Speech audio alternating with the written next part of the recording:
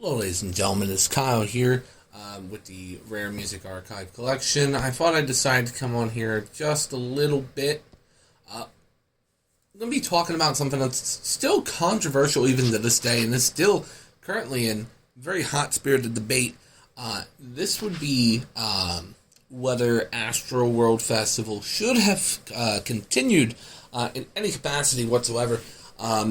I actually just got done watching the original live feed from the show.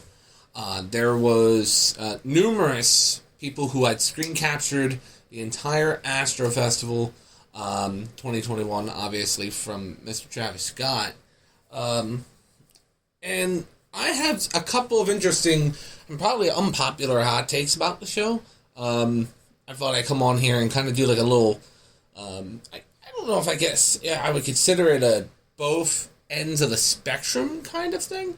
But I was watching it, and it's fairly interesting to see that there are instances that I would say he's right, like he didn't do anything wrong, and there's parts where he didn't do enough. So we'll outline those a little bit. So I was watching the whole footage, all the way from start to finish, from basically when the number countdown stopped, and he jumped up from underneath the stage, all the way back to Drake coming out, all the way to the ending. So there's some weird things. First off, let's address the elephant in the room. People are saying that this was in fact a satanic ritual. No. Sorry, guys. Contrary to popular belief, this is not a satanic ritual. You can think that all you want. It can look very demonic in nature. But to be fair, also, all pop music is demonic in some form of capacity. Look at God is a Woman, for example, from Ariana Grande. Look at every music video he's ever made is dark, twisted. Most pop music is kind of dark with it. Well, it's kind of dark. It's mostly bright with, dark undertones. But, we're not here for that. We're only here for the concert aspect. That's it. But, I mean, there's just so much shit to unpack with this, man. It's fucked because he is to blame as much as the crowd. And the reason why he is to blame is because of the simple fact that there are points in the show that he obviously saw something going on in the crowd, and it was fairly obvious. If you see an ambulance pulling through your crowd while you are performing, what the fuck else do you think is going on? What do you think, that they're out there just cruising around to do a patrol through the middle of the crowd? It's not like the police were coming down the centerway and, we're doing their thing, going up and down, making sure people were safe. No. They were cutting through the main floor of the general admission of the concert. Trust me, I've watched the footage. I watched numerous points of view. I watched from the crowd, from the back, from the front, from the side, from the trees, from fucking every single vantage point you can find, okay? This show is so heavily documented because Apple decided to film this professionally. It's amazing that Apple didn't catch any deaths at all on video, because supposedly 10 died, hundreds injured, and yes, I can understand the hundreds injured thing because of the crowd crush, but I didn't see anything, although people did say that there was numerous people dead and stuff like that, and that's pretty sad and depressing. But when I watched the footage, if, let's say, for example, if this tragedy didn't happen, how would we have perceived the show? Would we still consider it to be a bad show because it just sounded like them yelling over playback, which it was? Or would we conceive it as a very legendary, one-of-a-kind, holy-ish moment? Because it was pretty epic. The pyrotechnics and the stage and stuff, I will tell you, was interesting to watch. It was a very interesting show. That's about as nice as I can get without going, yeah, man, I sat here through the whole thing. No, I was skipping through a lot of stuff. Most of his songs sound the same. There's like 4 or 5 songs, and I will admit that I like. You can hate me all you want. You can unsubscribe if you want. But I'm going to tell you now, there are about 4 or 5 songs from his repertoire that I can actually listen to. It's just because of the fact that I love bass, okay? I buy headphones specifically for their bass response, but also for the clarity. I only go with headphones that have hi-fi in them. So for example, it's Sony Anchor Soundcore, Anchor Soundcore Life Q20s, which are not the most high-end. I'm trying to get to Sennheiser and stuff like that, but I mean, it does the job for under $50, you know what I mean? So, but there are some things where I'll say that he didn't do much other than, noticing the ambulance. He was encouraging numerous times, and this is well documented on Twitter as well, of him encouraging people to sneak in. No. Also, people running in, busting down metal detector checkpoints and all this other garbage. Why? Here's my thing. If this were to occur at a show that I was hosting, and I saw this hours before I came on stage, I would have temporarily suspended the show and pushed it back a day, or cut my set out completely and said, I don't condone this, that, and the third. I will perform the next night, but you cannot sneak into this festival and think that you're going to get rewarded. I wouldn't have done that. I probably would have told them, no, sorry, maybe next time, and then just canceled that night's set. But here's where things get interesting. I'm thinking in my head, and I looked over the security protocol for the show, and I'm thinking in my head, they put everybody in this tight space, man. Everybody. Tight space. Where are they going to go? What are they going to do? And the first thing that came to my mind was, what if he were to just suddenly stop the show? Because people are like, yo, he should have just stopped the show then and there. Think about this, guys, okay? Think real hard from his perspective. What if he knew, right? Because they didn't call it a mass casualty incident until about 9:38. He kept going for 30 more minutes. By the time the show ended, most of the emergency vehicles, from my understanding, were just arriving. What if he was stalling and doing most of his set in a quick manner? Because if you noticed, he ran through everything. He was trying to rush. For the first 25, 30 minutes, he was just banging out songs and going ham like he normally would. Because I've seen other shows of his on YouTube. I wanted to see if maybe there was a noticeable change. As soon as they called the mass casualty incident at the show, you could see him trying to just fly through his set. Now, he didn't quite just drop the show and just go, yo, I can't do this, there are people injured in the crowd, blah, blah, blah, whatever, and leave.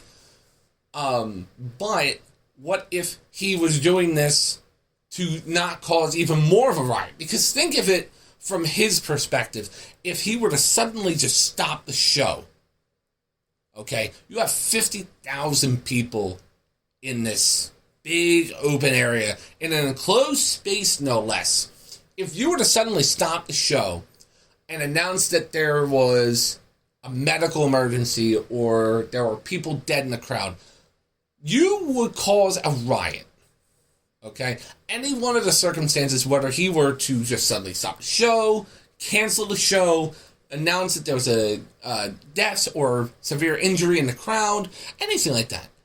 Either way, he would have caused an issue. If he kept going, people would have been injured. But you would have mitigated to a lower extent how many people would have got injured, because of the fact you're running through your set, you're giving people their money's worth, but at the same time, you're stalling until the emergency vehicles show up. But if he were to suddenly just stop the show, he's allowing for them to filter out quicker, but also people might riot, which would actually cause more injury. Could you imagine 50,000 people, 20,000 of which are really angry, between the ages of 15 and 22, who are like, yo, I waited all day to see this man, and he's going to cut a set after 30 minutes, and I expected an hour and a half show. You know what I mean? So basically what my theory is that he was going to go and be in trouble with everybody, no matter which way you slice it. If he would have canceled it early and a riot ensued and people got hurt and there was property damage and people got hurt or possibly killed from the rioting, he would have been at fault. Or if he continued the show, either normal time length or if it was shortened but he still performed past when they told him to stop, he still is at fault. So my point of view, and this is why it's called a hot take, honestly, he had no option here. It was a lose-lose situation for him. You know what I mean?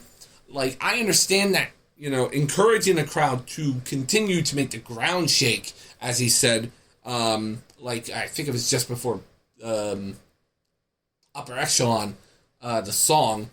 I mean, we're in every situation. You have no choice. There's nothing you can do. Either way, he was going to be blamed, and he was going to be the scapegoat. I mean, I don't agree with him, but there are certain things that, no matter what, he was going to be thrown under the bus for everything. He got blamed for the deaths, even though the crowd is mostly the reason why. I mean, he didn't help encouraging them to, crowd crush and rage and run into people and knock people over. But at the same time, the crowd should have honestly and truly known mosh pit etiquette and crowd etiquette. There should have been some form of etiquette from the crowd. And I understand that. There are people who do yearly shows. There are people that go to festivals, and most of the nicer crowds, even with the craziest mosh pit in the world, if you go to a rock show, this would never happen. You would pick the person up immediately. Versus going to like a pop show, people just stand still. Maybe they dance a little bit. There's a little bit of space and yada yada. Now, also, it doesn't help that the security for the show fucking sucked. And I will curse. But it sucked. And I think everything involved, to an extent, and again, you can hate me for this, Travis Scott did as much as he could without inciting a riot. Because, again, like I told you, if he knew that there were deaths in the crowd and he's playing off like he didn't know, right, and he were to announce there are people that are possibly dead in the crowd, you would incite fear. And when you incite fear, you incite a surge. And if you incite a surge, you're just making the problem worse, okay? For example, there was, I think it was called the Love Parade, and people started panicking. You know what I mean? They're in this, it's like a love parade. And I watched the footage. This is the exact same situation.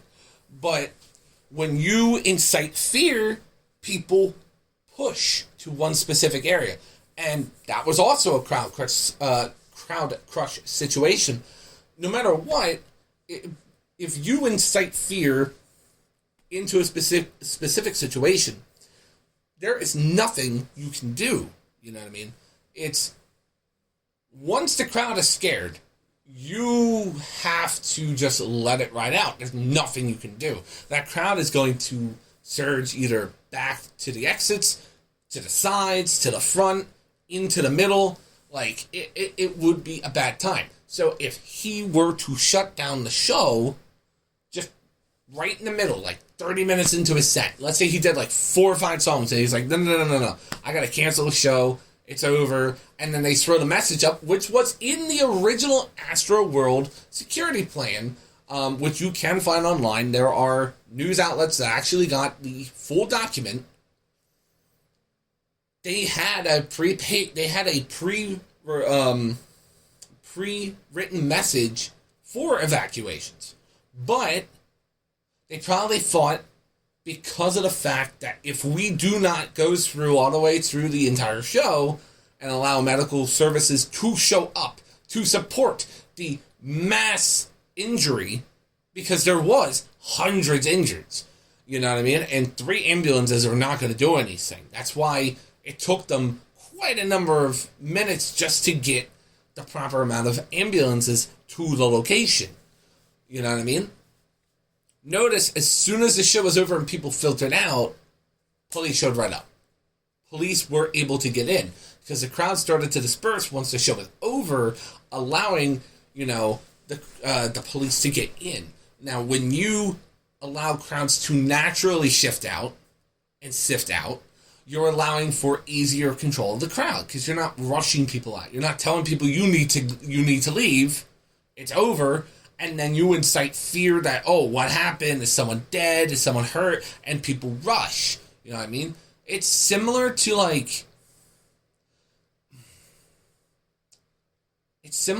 the Route 61 Fest, Harvest Festival, in Las Vegas. Now, this is a completely different situation, where, obviously it was a very bad time. But there were people that were rushing to get out, and people all moving at the exact same time, rushing, going all different directions, is not as easy to do. Now, I know they are completely different situations, and I'm not trying to say that is as bad as this. They're both bad. Obviously, one's bad for its own reason, and this situation at the Astroworld Festival is bad for its own reasons as well. But if you really look at it, there's really no good way around this. It honestly, no matter what, Travis Scott was going to get screwed. Somebody was going to take the fall. He just happened to be the fall guy. You know what I mean? And looking at it, I mean, he rushed through that set. You can see, like I said, watch the show. YouTube has the entire live stream. There is time-stamped live streams of the entire show. Go to about 38 minutes into his set. Exactly 38 minutes when the police initially called it a mass casualty situation. And go to the 38-minute mark. You will see he was just flying through songs. Songs would only last like a minute, maybe the intro to the song, and he would jump through. He wasn't continuing the show because he wanted to get all the songs that he wanted to do done. He was trying to, because he has a contract with Apple. He says, I'm going to give you such and such songs, and this is how many are going to be broadcast. Because you got to remember, from his perspective, when you sign a deal with, let's say, Apple Music, or if you do a thing with Tidal, they want a specific amount of songs, no matter the time length. They want you to perform A to B, and B to C, and D and E, and F and G. So he, probably under contract, had to do all of these songs that are on the set list. Notice, though, these songs are probably like 3-4 minutes a piece, but in the show, half the songs ran maybe 1:20. He was rushing through the songs because he was contractually obligated as the performer to do every song because he is under contract with Apple. He was the only person that day who was being filmed professionally by Apple, from my knowledge. I do not know of anybody else at this time that was professionally filmed. When you sign a contract for streaming rights, you are obligated to do all the songs. Now, Apple obviously did not know what was going on at the festival. All they knew was, we're filming this, yada yada. Now, probably about halfway through, they're like, oh shit, here we go. This is great. Wonderful. Horrible press. I would like to know, why isn't Apple being blamed? Because the people who filmed the show were Apple people. The whole show was filmed by Apple, and he was just performing. So you got Live Nation, Travis, and Apple. Apple knew they could have cut the feed at any time, but they continued to film Because they probably thought, oh, well, this is going to be historic. Might as well record all the way through. Everybody was at fault. And this was a shit show of a situation. But ultimately, in my opinion, based off of everything, and what I've looked at, what I've watched, what I saw, I do not 100% throw the blame at Travis Scott. He deserves some form of, blame, because he had the opportunity to calm the crowd down. He could have stopped at any point after the first or second song and say, hey, yo, guys, we need to chill out there. You know what I mean? I understand you want to have fun and rage and you want to be all crazy and shit, but y'all need to watch out for your neighbor next to you. He has the control. There were people that said he has the mic. The person with the mic has the control, and that is true. But at the same time, if the crowd becomes unruly and does not fucking care what you say, what power do you have left? There is always a double-edged sword. Yes, you wield the power with the microphone, but your words only mean so much to the crowd when there are people in that crowd, pockets and pockets of groups that don't give a fuck. They just want to hear the music, and they want to do whatever it takes to get that energy out. So everybody's at fault. It is an everybody's at fault situation. He's going to be sued, probably, most likely. He already is. But he's going to be sued, but he's not going to go to jail. His career will bounce back after all this. He'll take a hiatus from performing for about 6 months to a year, and he'll come back with another album. Probably.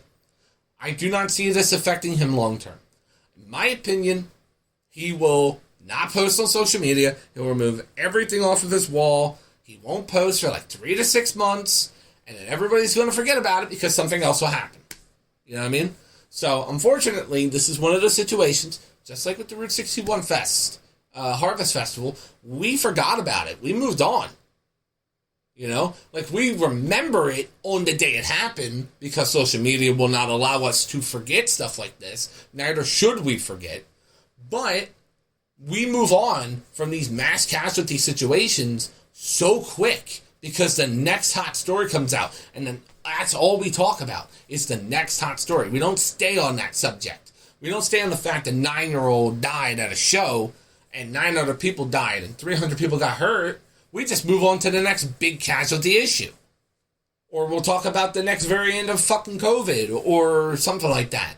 We just move on so quick from what we were initially mad about, and we move on. We are... Social media in a nutshell is one giant big person with ADD. Okay? You just are on a topic, you're like, yeah, I don't like this, and then, bam, swap over. No, I don't like that. And then just next, but you forget the thing that you were hating on 5 subjects ago because social media, to social media, it's not relevant. You can't hate something if it's not relevant. If it's not relevant, you move on. If it's relevant, you hammer the point home until it's no longer relevant. And then once it's not relevant, you forget it. And that happens for everything. Every little thing is not relevant. For example, there's whole bunch of situations out there where we talked about it, it was brought up, no one brings it up anymore. For example, the whole January 6th thing with Trump, that's not brought up anymore. There's, tons and tons of mass shootings that happen all the time. And then what happens is it's brought up, it's in the news for about 3 to 5 days, like shipping, and then by the time it gets to you, something new comes out, and something new happens. It's crazy. You know what I mean? And I'm sorry if I'm going off on like this really depressing tangent, but this needs to be addressed. This is why it's called a hot take. Because people will not make a point that this stuff occurs. This happens all the time. okay? All the time. Where people get hurt or there's a accident or a tragedy and we forget the tragedy ever happened. We just act like it just disappeared off the radar. But it's stupid that we do that, but at the same time, we act like we care so much. We're like, oh, I prayed for the families, but then like 2 or 3 weeks later, you're promoting the same artist through, Spotify or YouTube or Apple Music or the iTunes store. You're promoting the same artist that you said you hated 3 weeks ago. Do you know how many people, when they post their year-end Spotify playlist after, hammering on Travis Scott, they're probably going to have Travis Scott in their top-tier playlist on Spotify or on any other platform that shows the statistics? Hell, I will admit, I listened to Travis Scott before, during, and after the situation. But that's all of his old stuff, and that's only because I do genuinely like the music. I can separate the music from the person because the music is music. That's it. The person and what he is outside of his body of work, I don't like him because of his bad boy nature and all that other stuff. But the music is kind of catchy. You do that. There are numerous people in the world who have amazing music, but are viled or despised. You know what I mean? There are also it's like sports. There are people who are marveled for their technical prowess, but are completely barred. Like people, like for example, we'll talk about pro wrestling for a second. People completely despise Chris Benoit the person, but will praise his in-ring work.